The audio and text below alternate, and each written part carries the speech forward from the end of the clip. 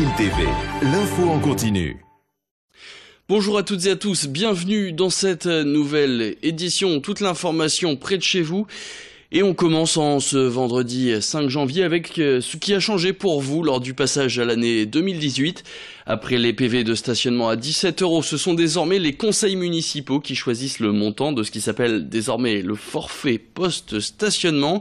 On fait donc le tour de la région. Quelle est la commune qui reste le plus proche de l'ancien montant? Quels sont ceux qui l'ont fait s'envoler? Et même, quelles sont les communes qui ont fait baisser le tarif de 17 €? Eh bien, on fait le tour tout de suite du Nord et du Pas-de-Calais avec notre journaliste Xavier Silly.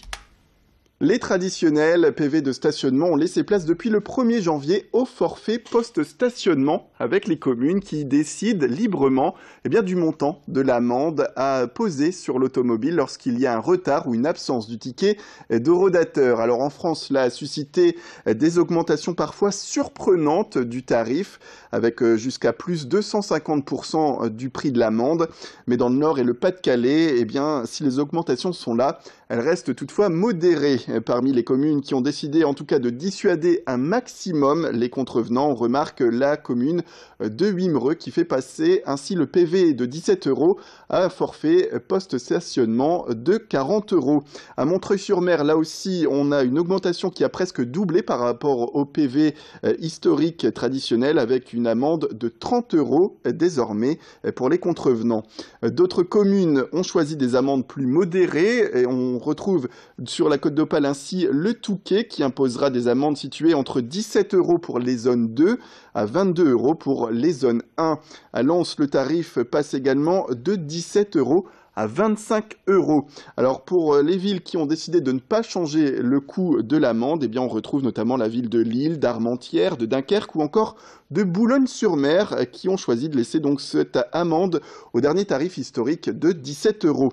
Pour les communes qui ont décidé de baisser le tarif des anciens PV, on retrouve Calais, Béthune, mais aussi Cambrai, avec un forfait post-stationnement établi à 11 € pour la ville de Calais et à 15 € pour la ville de Béthune et de Cambrai. Et on a trouvé encore mieux avec les communes de Tourcoing et d'Hazebrouck qui ont décidé de proposer dès le mois de mai la gratuité du stationnement dans la ville, avec tout de même des zones bleues qui limitent la durée de parking pour les automobilistes. Attention donc à vous si vous dépassez le temps indiqué, car là c'est un procès verbal à l'ancienne qui vous attend et qui revient dans ce cas à un tarif de 35 €.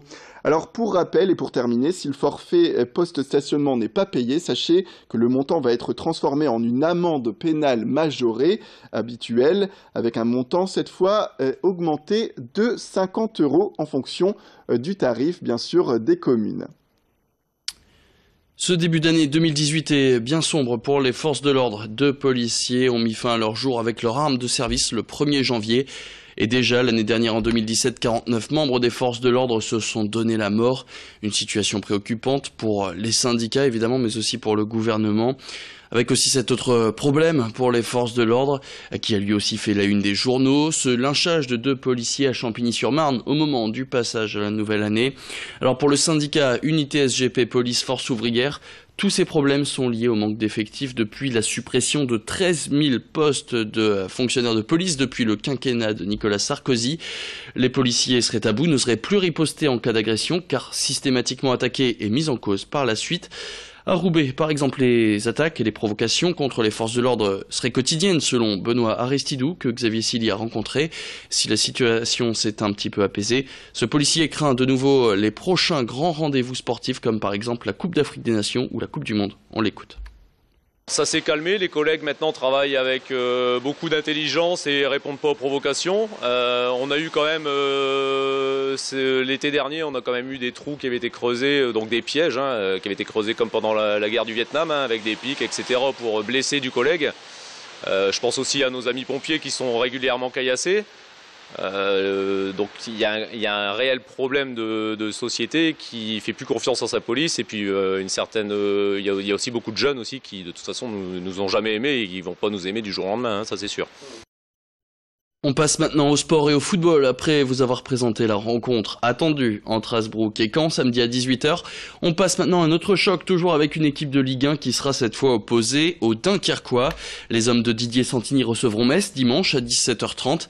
Des Messins qui sont bons derniers de Ligue 1, mais ils ont terminé 2017 avec 2 victoires d'affilée, donc attention au réveil de la bête blessée, d'autant que les nordistes comptent plusieurs titulaires absents. Giovanni Chouacha, Mehdi Boudiba ou encore Cheikh Timité ne pourront pas prendre part à la rencontre. Cheikh Timité qui devrait d'ailleurs être opéré du genou. Alors les Dunkerquois qui évoluent 2 rangs en dessous de leur adversaire de ce week-end pourront compter sur le soutien évidemment de leur public au Stade Tribu pour cette rencontre qui sera d'ailleurs aussi un petit peu particulière puisqu'elle sera l'avant-dernière de la tribune populaire qui sera détruite courant janvier. Premier coup de pioche qui donnera le coup d'envoi de 2 ans de travaux de rénovation pour ce stade Marcel Tribu. Alors comment se sont préparés les joueurs pour cette rencontre très attendue? On est allé poser la question au coach Didier Santini. On a joué le 20, donc on a repris, je crois qu'ils sont quittés le 21, ils ont repris le 27, 28, donc ça a été assez vite. Après, il faut aussi savoir couper, je pense. On est quand même sur la brèche depuis fin juin, on est à entraînement tous les jours, on n'a jamais eu un week-end de repos, donc il faut savoir à un moment prendre 5-6 jours. On leur avait donné un programme après le 25, le 26, à partir du 26 jusqu'au 28, ils ont eu 2 jours de reprise individuelle chez eux, donc ils ont à peu près bien suivi, il paraît.